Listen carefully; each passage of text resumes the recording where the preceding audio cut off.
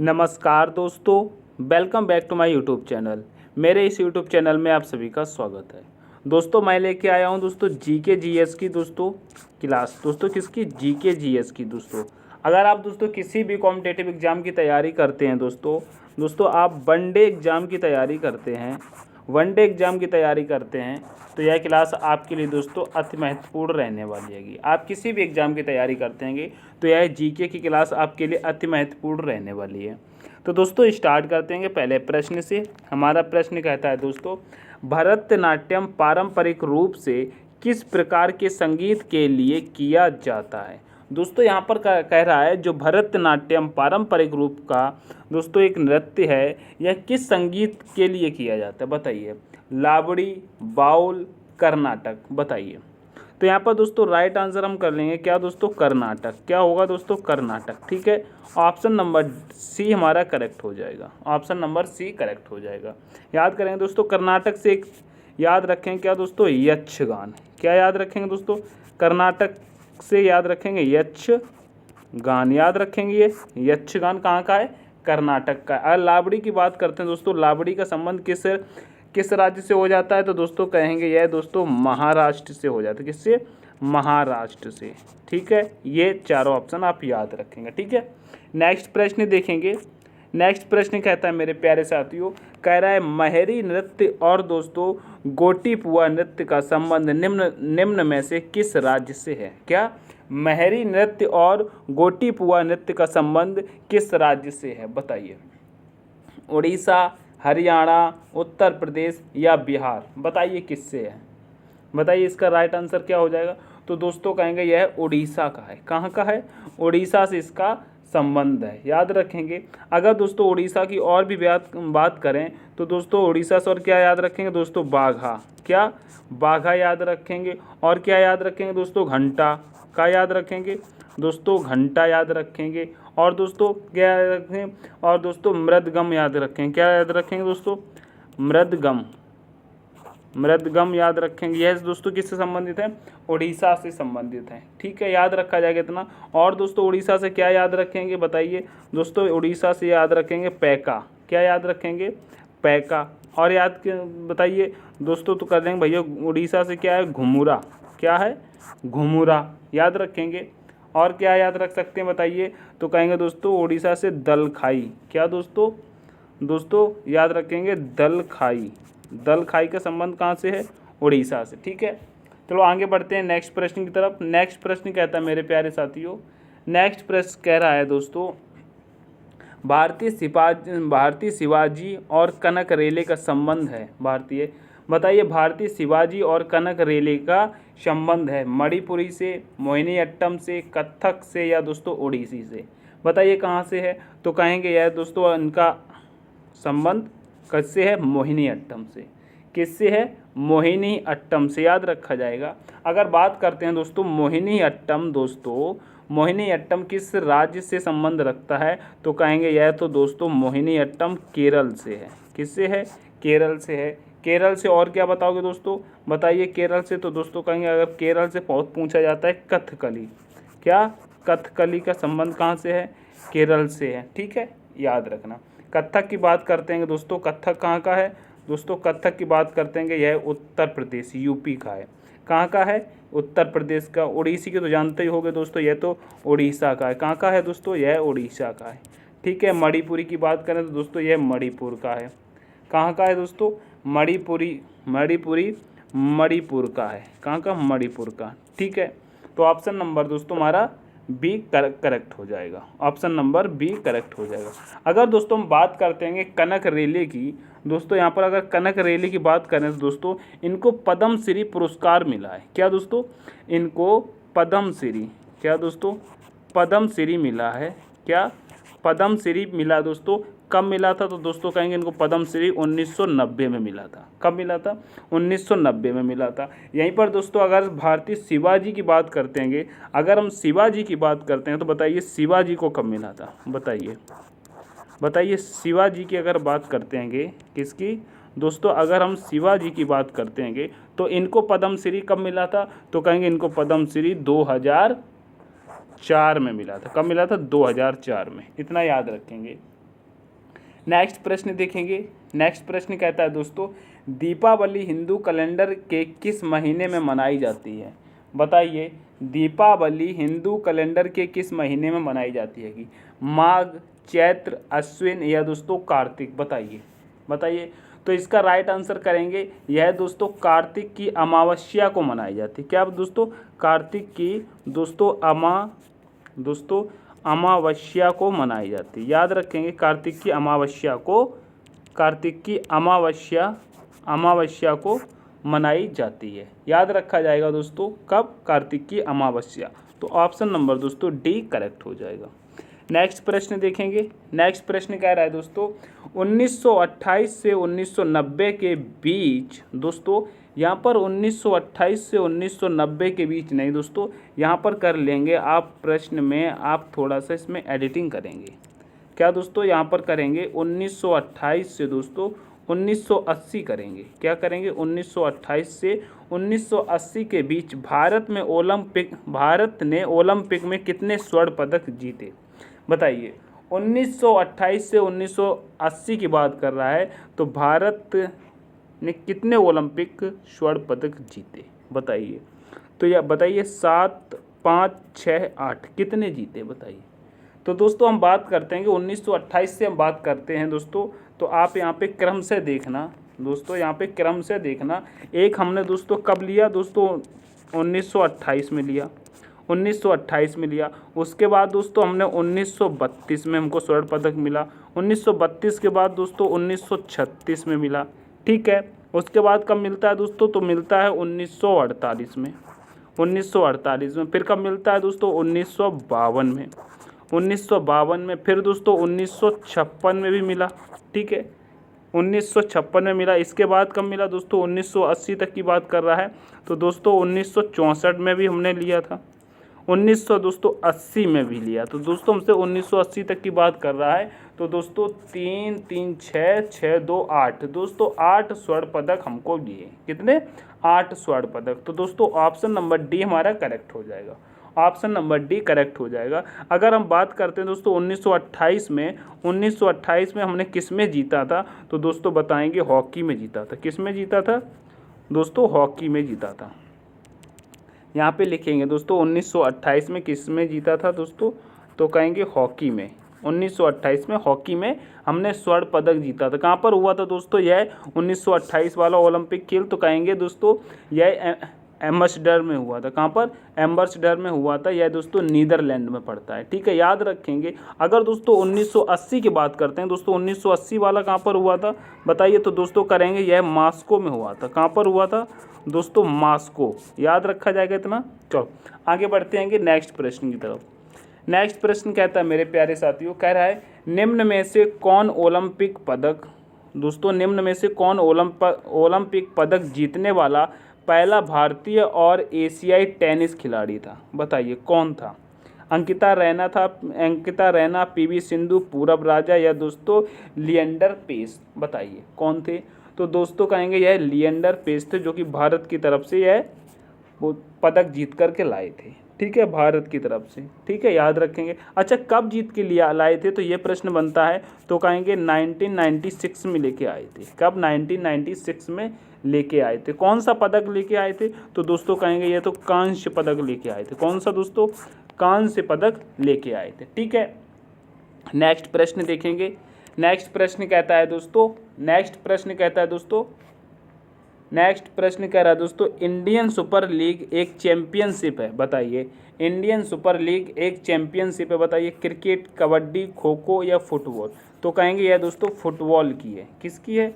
Football की है। Option number D यहाँ पर करेक्ट करेंगे। ठीक है, ऑप्शन नंबर डी हमारा करेक्ट हो जाएगा। नेक्स्ट प्रश्न कहता है दोस्तों, भारत में प्रतिवर्ष राष्ट्रीय बालिका दिवस कब मनाया जाता है? बताइए, भारत में प्रतिवर्ष राष्ट्रीय बालिका दिवस कब मनाया जाता है? 5 जून, 10 सितंबर, 12 मई या दोस्तों 24 जनवरी? बताइए कब मनाया जाता है? तो दोस्तों अगर 5 जून की बात करते हैं तो आपको पता होगा विश्व पर्यावरण दिवस मनाया जाता है। क्या दोस्तों? क्या मनाया जाता है दोस्तों? विश्व पर्यावरण दिवस मनाया जाता है। विश्व पर्यावरण दिवस। याद रखेंगे 5 जून को। अगर 10 दिसंबर की बात करते हैं तो कहेंगे विश्व आत्महत्या रोकथाम दिवस। कौन सा दोस्तों? विश्व आत्महत्या रोकथाम दिवस। रोकथाम दिवस याद रखा जाएगा इतना, ठीक है। अगर 12 मई की हम बात करते हैं दोस्तों, 12 मई की, तो याद करेंगे विश्व नर्स दिवस। क्या? विश्व नर्स दिवस। क्या दोस्तों? विश्व नर्स दिवस मनाया जाता है। याद रखेंगे इतना भी, ठीक है। तो दोस्तों हमारा राष्ट्रीय बालिका दिवस की बात की गई है तो 24 जनवरी को मनाया जाता है। ऑप्शन नंबर डी करेक्ट हो जाएगा। ऑप्शन नंबर डी करेक्ट हो जाएगा, ठीक है। इतना याद रखेंगे। नेक्स्ट प्रश्न देखेंगे दोस्तों।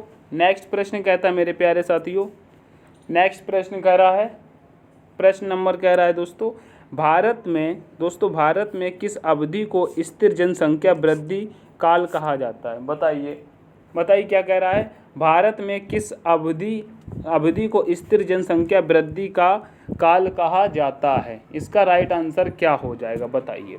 1921 से 51, 1921 से 41, 1921 से 61, 1921 से 31। बताइए इसका राइट आंसर क्या हो जाएगा? तो दोस्तों कहेंगे 1921 से 51। क्या? 1921 से 51। ऑप्शन नंबर ए करेक्ट करेंगे, ठीक है। इतना याद रहेगा। ऑप्शन नंबर ए करेक्ट हो जाएगा प्रश्न नंबर 9 का, ठीक है।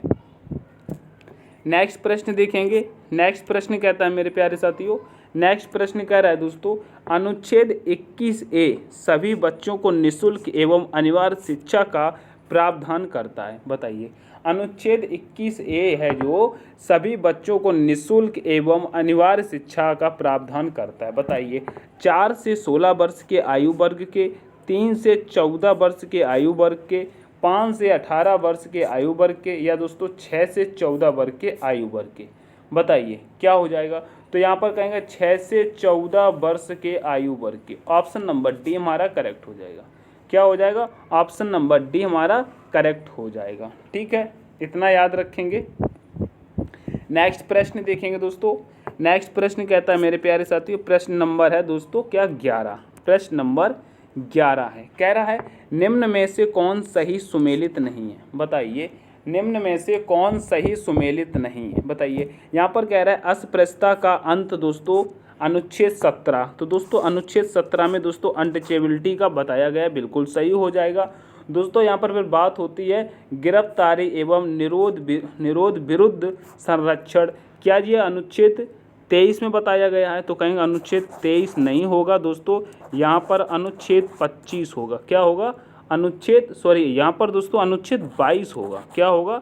अनुच्छेद 22 होगा, ठीक है। धर्म की स्वतंत्रता की बात करते हैं तो अनुच्छेद 25 हो जाएगा। अनुच्छेद 25 सही हो जाएगा। और यहाँ पर दोस्तों लिखिए अल्पसंख्यकों के हितों का संरक्षण दोस्तों अनुच्छेद 29 में दिया हुआ, बिल्कुल सही बात है। तो ये भी 4 पॉइंट आपको याद रखने हैं, ठीक है। नेक्स्ट प्रश्न की तरफ चलेंगे। नेक्स्ट प्रश्न कहता है, प्रश्न नंबर कह रहा है दोस्तों, कह रहा है भारतीय संविधान के अनुच्छेद 16 के किस खंड के अंतर्गत पिछड़े वर्गों के लिए आरक्षण का प्रावधान है? बताइए पिछड़े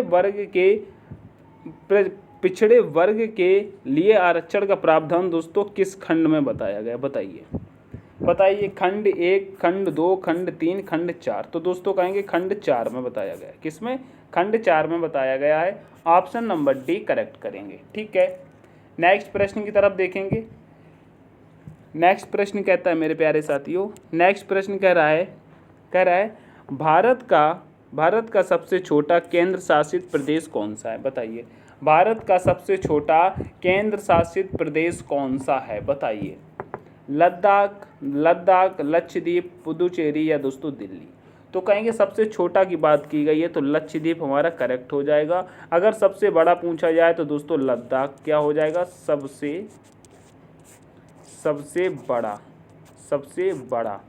सबसे बड़ा याद रखेंगे दोस्तों, यह दोस्तों क्या है केंद्र शासित प्रदेश याद रखेंगे। तो ऑप्शन नंबर बी करेक्ट हो जाएगा, ठीक है। नेक्स्ट प्रश्न देखेंगे, प्रश्न नंबर 14 कह रहा है मौलिक अधिकारों का संरक्षक है। बताइए मौलिक अधिकारों का संरक्षक कौन होता है? बताइए संसद, राष्ट्रपति, संसद, या राष्ट्रपति, सर्वोच्च न्यायालय या दोस्तों प्रधानमंत्री? कौन होता है बताइए, कौन होता है? तो यहाँ पर कहेंगे सर्वोच्च न्यायालय। क्या?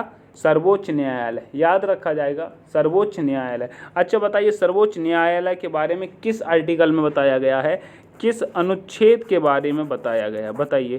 तो सर्वोच्च न्यायालय के लिए बताते हैं कि दोस्तों अनुच्छेद 32। क्या?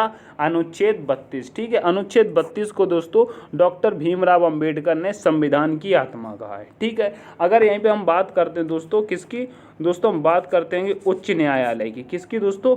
उच्च न्यायालय की अगर हम बात करते हैं तो इसके बारे में किस अनुच्छेद में बताया गया, बताइए।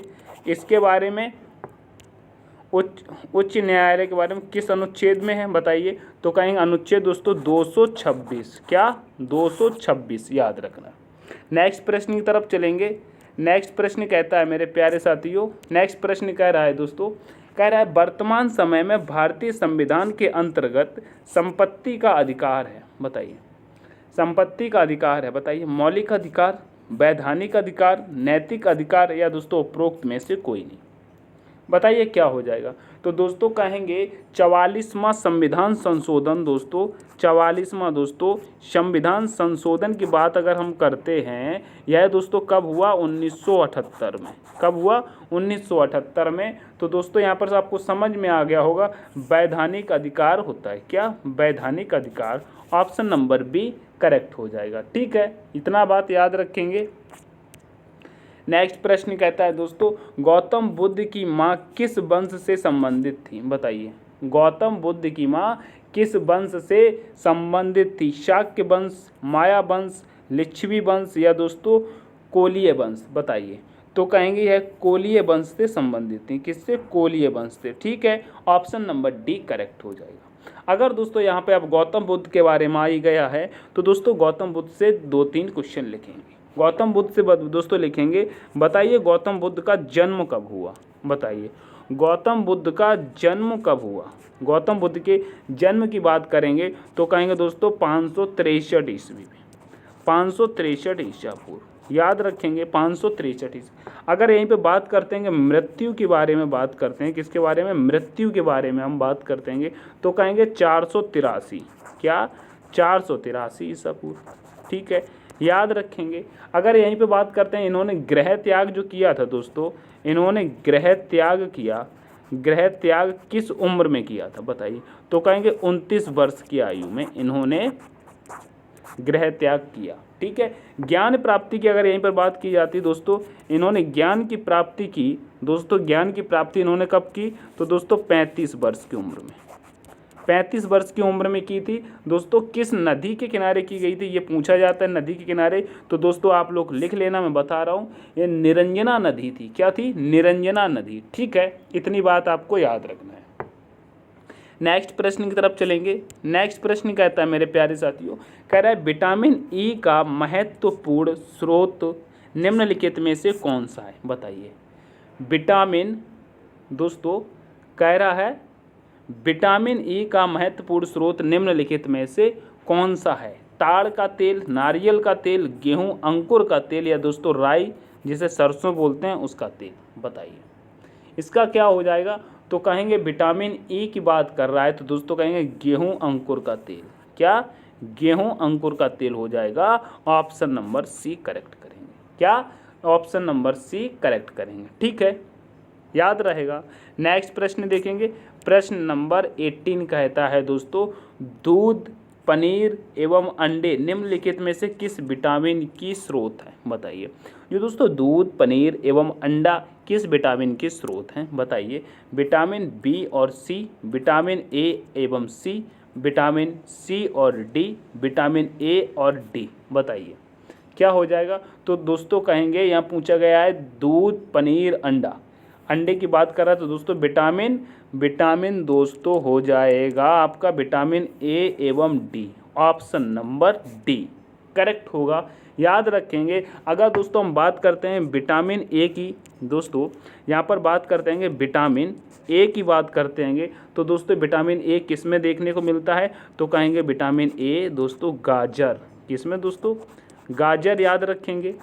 याद रखेंगे। और दोस्तों क्या याद रखेंगे दोस्तों, पालक याद रहेगा, पालक याद रहेगा दोस्तों, पपीता याद रखेगा, क्या लिखेंगे यहाँ से दोस्तों, पपीता, पपीता याद रखेंगे। ठीक है, अगर यहीं पर हम बात करते हैं विटामिन डी की, किसकी, विटामिन डी की बात करते हैं तो दोस्तों कहेंगे धूप होती ना, जो सूरज की किरणें होती हैं उसमें दोस्तों विटामिन डी मिलता है, किसमें, धूप में दोस्तों, धूप, धूप हो जाएगा। और दोस्तों क्या होता है, मशरूम जिसकी सब्जी बनती है, क्या दोस्तों, मशरूम देखा है, मशरूम, मशरूम में होता है। और दोस्तों जो लोग मछली खाते हैं मछली में भी होता है, ठीक है, मछली, ठीक है, याद रखना, इतनी बात याद रहेंगी, याद रहेंगी। अगर विटामिन सी की बात करते हैं यहीं पर तो विटामिन सी याद कर लेना दोस्तों, विटामिन सी किस में पाया जाता है, विटामिन सी तो दोस्तों खट्टे फलों में पाया जाता है, किसमें, खट्टे फलों में। ठीक है, अगर यहाँ पर बात की जाती है विटामिन सी प्रचुर मात्रा में किस फल में पाया जाता है तो दोस्तों आंसर आपका होगा आंवला में, किसमें, आंवला में। वैसे विटामिन सी दोस्तों खट्टे फलों में सभी में पाया जाता है। ठीक है, तो नेक्स्ट प्रश्न देखेंगे। नेक्स्ट प्रश्न कहता है दोस्तों, कह रहा है भारत रत्न सम्मान पाने वाले 50वें शख्स कौन बने हैं, बताइए।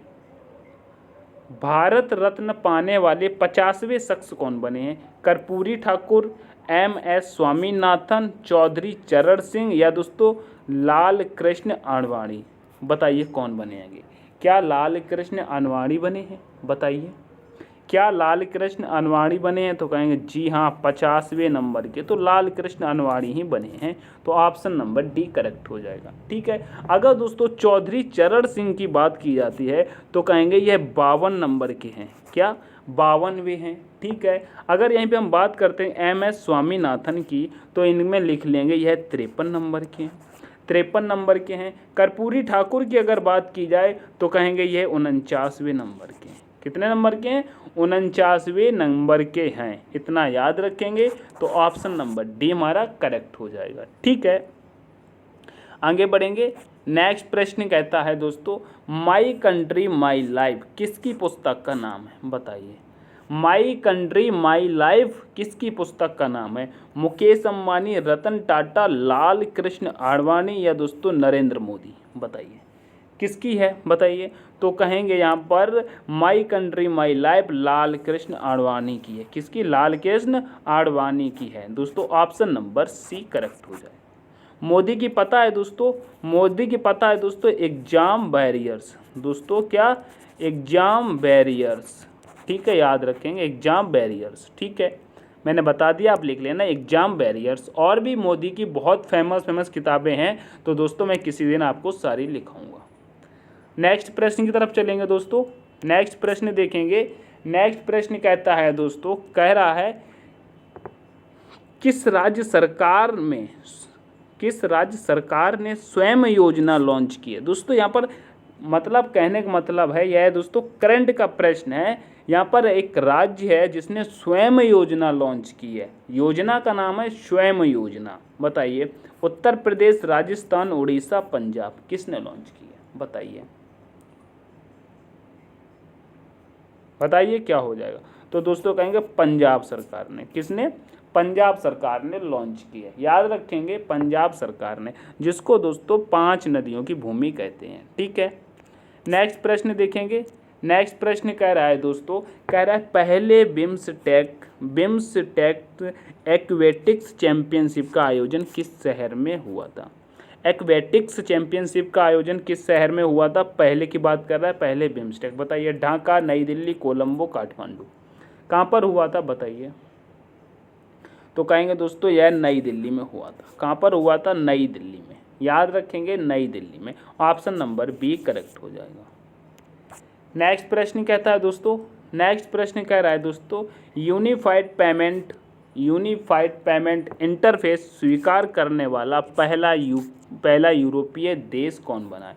दोस्तों यूनिफाइड पेमेंट बैंक की बात कर रहा है, यानी कि यूपीआई, किसकी बात कर रहा है दोस्तों, यह यूपीआई की बात कर रहा है। यूपीआई स्वीकार करने वाला पहला यूरोपीय देश कौन सा है, जर्मनी, इटली, पुर्तगाल या फ्रांस, बताइए, बताइए किसने किया। तो कहेंगे फ्रांस, किसने, फ्रांस ने किया है। अभी बताना यूपीआई कितने देशों में चल रहा है, बताइए कितने देशों में है, तो कहेंगे 11 देशों में। कितने देशों में? 11 देशों में। याद रखेंगे यूपीआई कितने देशों में? 11 देशों में, ठीक है। अगर बात करते हैं दोस्तों यूपीआई कब बना, बताइए। यहाँ पर लिखते हैं यूपीआई बना, बताइए यूपीआई बना कब बना, तो कहेंगे यह 2016 में बना। कब बना?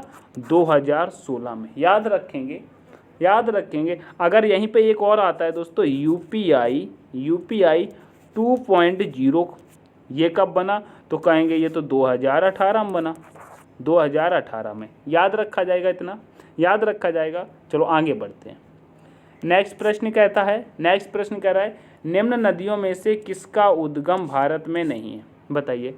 निम्न नदियों में से किसका उद्गम भारत में नहीं है? ब्यास, चिनाब, सतलज, रावी, बताइए। तो यहाँ पर कहेंगे दोस्तों ये सतलज का नहीं है।